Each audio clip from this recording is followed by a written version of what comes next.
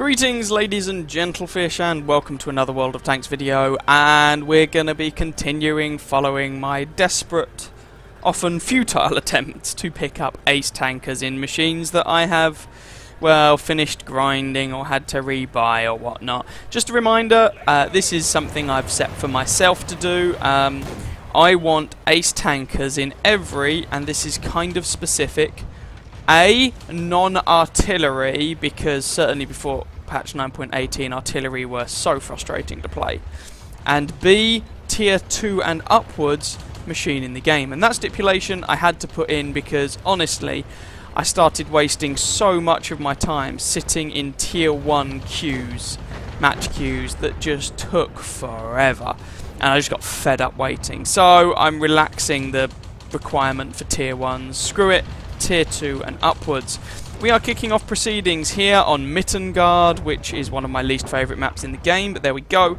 And we are driving the M2. This is a British, sort of American, Lend-Lease tier 2 light tank.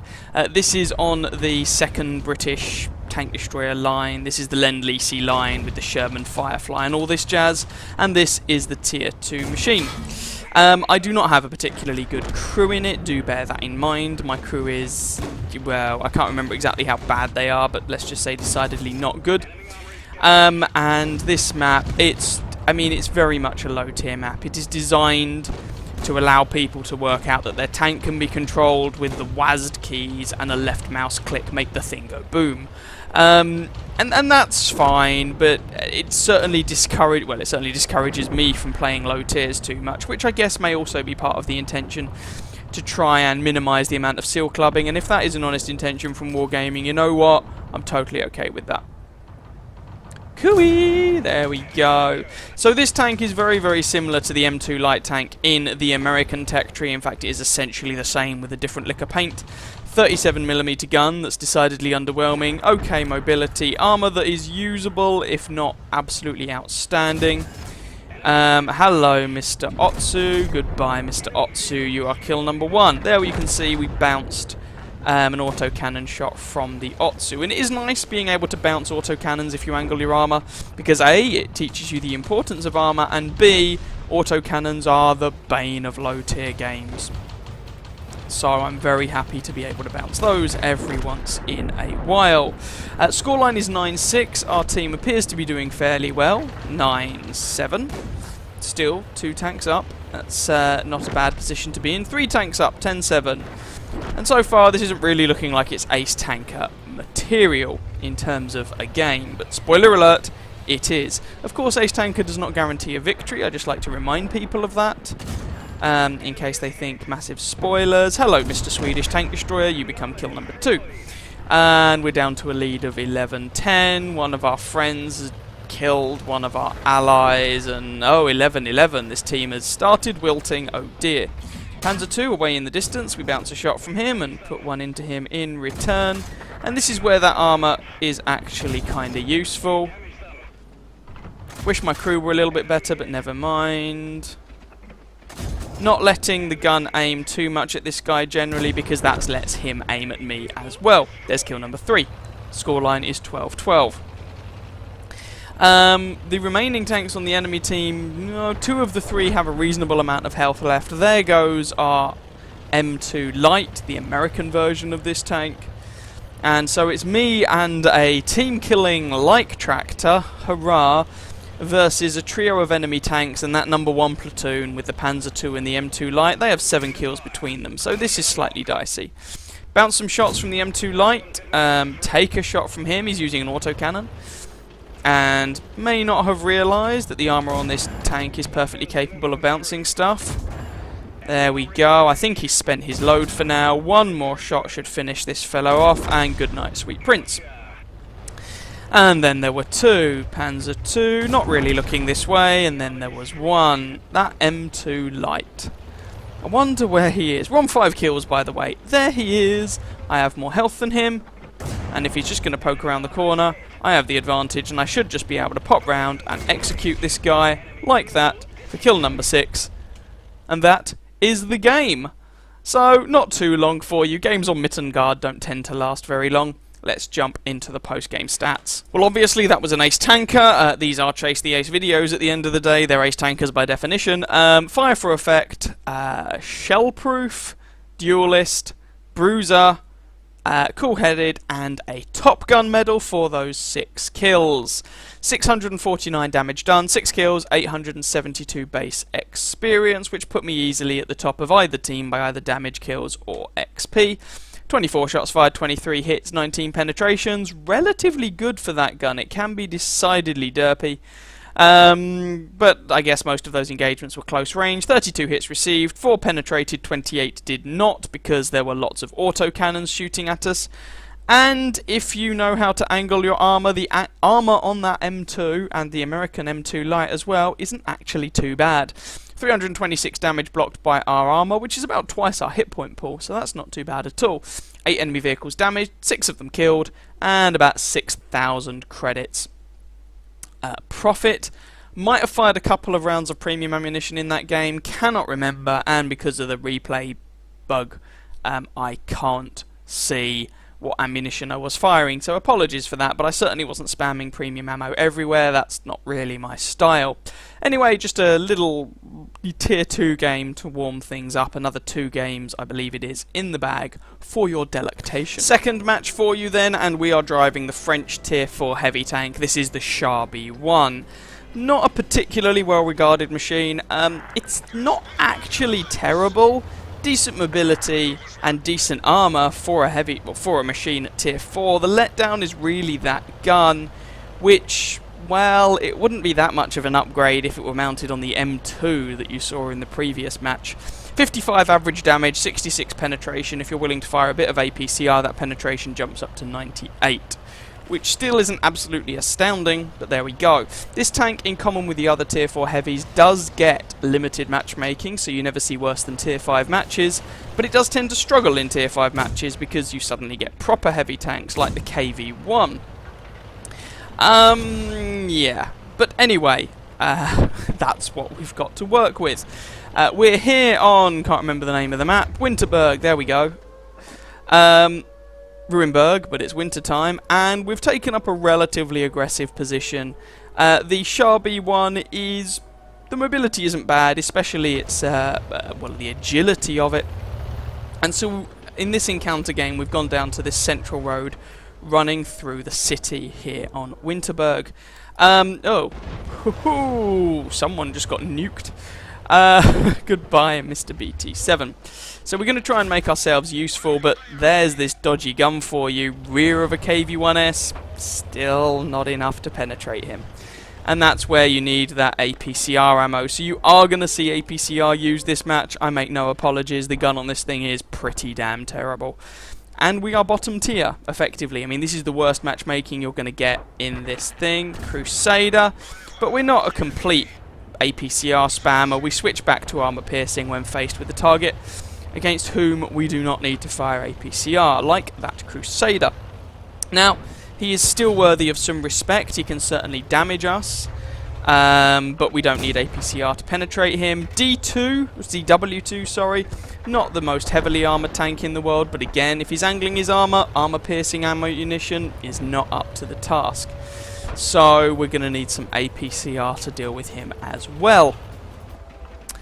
There's another DW2, switching back to armor piercing because he's just giving us his flat side profile.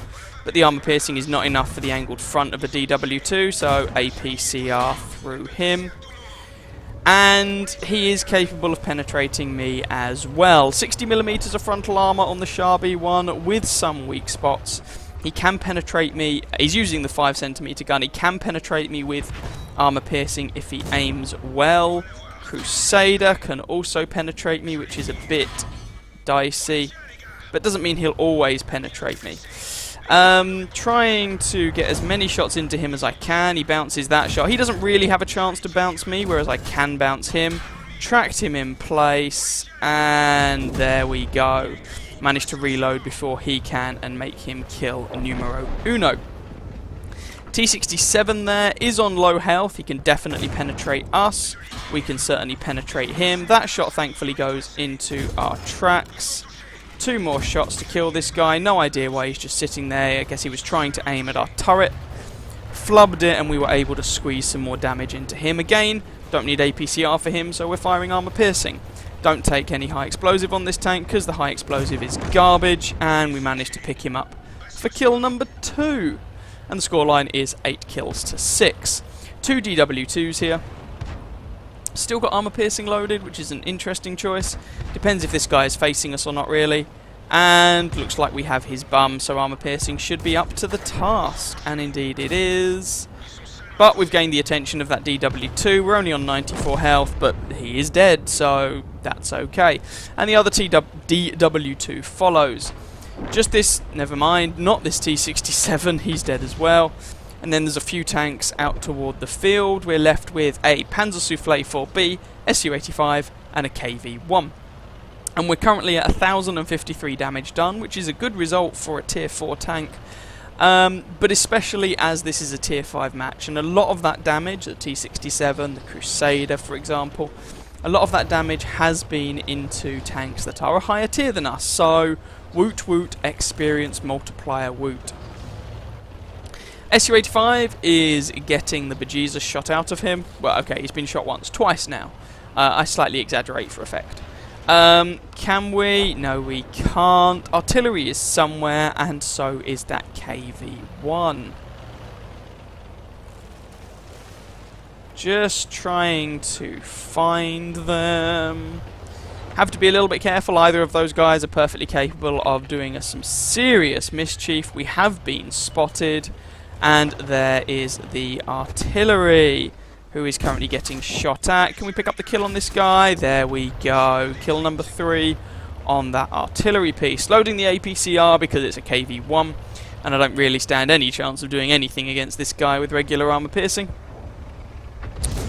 See, even bounced on the rear of the turret there. So, into the rear of the hull. He's looking at me, which is a bit of a problem, but he is dead. And that is the match. So let's go and have a look at the post-battle stats for this game. Here we go then. Ace Tanker, Shell-Proof, Duelist, Fire for Effect, and a High Caliber medal, which I was not expecting in a Sharby 1 in a Tier 5 match. 1,265 damage done, just sneaking, well, no, I say just. It's like just under 200 damage ahead of the Panzer III-4 in second place. 3 kills, 899 base experience, which was enough for the ace. Sharby 1, not a tank that people tend to do that well in, I don't think. 32 shots fired, 28 hits, 24 penetrations, for 1,265 damage done. Hits received 12, 4 penetrated, 8 did not, for 550 damage blocked by our armour. 3 enemy tanks spotted, 6 damaged, 3 destroyed, 37 assistance damage into the bargain. We were running a premium account at the time, so that was a 16,500 credit profit, despite our 11,000 credits spent on ammunition, because we fired some APCR, but even with a standard account, that would have still been an almost 7,000 credit profit, and some experience into the bargain. So, all in all, a fairly respectable game there in the Sharby 1. One more game to show you in this particular video. Third video then, and this time we are looking at the horrors of the 5916. This is a patch 9.17 replay, so this is before the 5916, or before the light tanks were changed, so this is the tier 6 light tank for the Chinese before it was modified. And, well, anyone who's an even vaguely regular viewer of this channel will be aware that I personally hate this little tank. I tried playing it with the 57mm gun, I tried playing it with the 76 autoloader. I hate it, regardless of what gun I'm using on this damn tank. Anyway, we are here on Malinovka. I was thinking if there is a chance to ace this machine on any map, this is it. Come on, we can do this. I have switched back to using the stock gun, the 57mm, because I was just so tired of bouncing on everything with the 76mm autoloader. Point of interest, by the way, since the light tanks were changed, that 76mm gun now has more penetration to make it actually usable. I'm here. This is a tier 9 match, of course. This is the old light tank matchmaking. Tier 6 light tank could see up to tier 9 matches. And I'm here with a Skoda medium tank buddy, And we are making this T-54 regret all of his life decisions that led up until this moment, and he is dead. Bit of assistance damage, in fact so far almost 1,000 assistance damage so far for me, just from, well, trying to engage that T-54. Trying to spot people. Oh, our Skoda T-54 is getting shot at by a rather ballsy A-44 who is now on fire and is now dead. So just from spotting people, we're now up to 2,297 assistance damage, because this is what Malinovka is all about for light tanks. Casually driving around and racking up hilarious amounts of spotting damage. Or sometimes sitting in a bush and racking up hilarious amounts of assistance damage. You know, it's all good. Skoda T-50 appears to have gotten kind of bored with this position, can't really blame him. But I'm going to see if it's got any more juicy experience to give, which is kind of what I'm after here. Spotting all these fellas, should be noted that there is no artillery in this match. If there were, I think that T-28 prototype would be having a rather bad day. But we do have people shooting these fellas nonetheless, which is nice. Still trying to keep these guys lit up and spotted for my allies. That's never going to penetrate. Don't even know why I bothered. Penetration on this gun's like 112 with armor piercing. 112. So no, I'm not going to penetrate the 200mm of frontal armor that a T-28 Prot has to work with. Up to 2,400 assistance damage and a mighty 80 of our own damage. Oh yeah, fear us. But making myself useful when really bottom tier in a tank that I hate. So there is that. Hoping someone will shoot this T-28 prototype. Oh, he turns his turret. Side of the turret. No. Damn it. Might have to load some APCR for the side of the turret, but in the end not necessary, as someone else kills him, but I don't get any assistance damage for it. No, I need that experience. Botherations. Right, can't play too passively because I want an ace at the end of the day. Scoreline is 5-4, and my logic is that I'm not exactly in a very important tank in this matchup. There are other light tanks, he says, just as the friendly T-49 gets nuked. There were other light tanks that we can use to be our team's eyes and ears.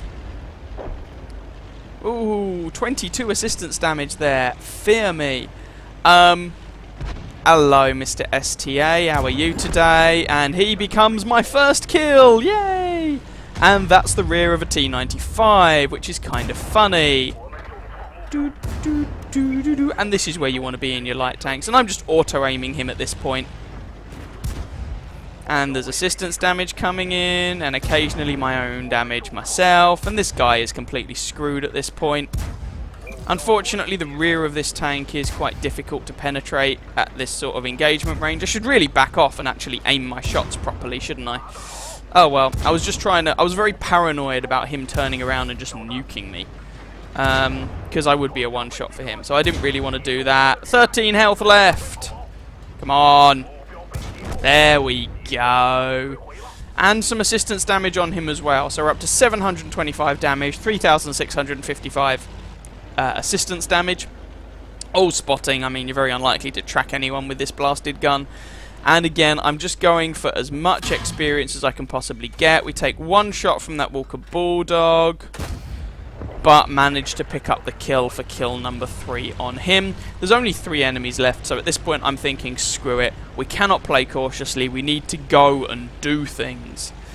Can we get up there in time to do something about the IS-3? Probably not. And so I decide, screw it, let's go for the Object 704. The Jagdtiger has already indicated that he would be interested in someone spotting the object. Anyway, I do not, by the way, have Sixth Sense on this crew.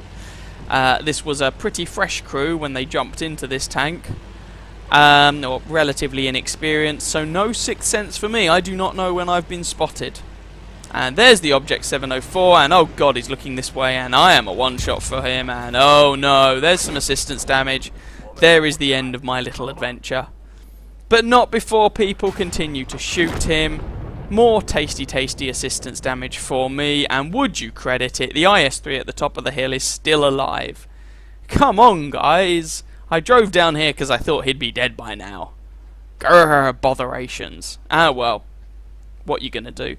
Let's just speed this along a little bit. Letting everyone know that I found the Object 704 in case they weren't aware. I found him with my face. There we go. There goes the IS-3 and there goes the match.